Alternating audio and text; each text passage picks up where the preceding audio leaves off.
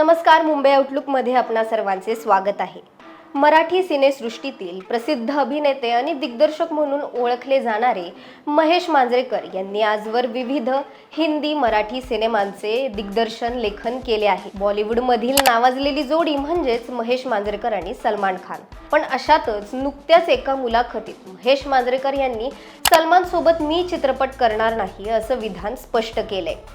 महेश मांजरेकर यांनी माझा कट्टाला दिलेल्या एका मुलाखतीत याचा खुलासा केला. त्यात ते असं म्हणाले, मी सलमान खानचा अंतिम नावाचा पिक्चर केला. यानंतर मात्र मी सलमान बरोबर दुसरा चित्रपट करू इच्छित नाही.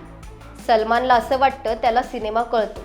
त्याचे वडील मेकर आहेत, पण मी थोडासा हेडस्ट्रॉंग आहे. अंतिमच्या शूटिंग दरम्यान सलमान सेटवर 3 वाजता यायचा, तेव्हा मी त्याच्यावर चिडलेलो. यावर तुम्ही मला शिवी दिली असं सलमान म्हणला. मी चित्रपटाचा दिग्दर्शक आहे असे मी त्याला म्हणले.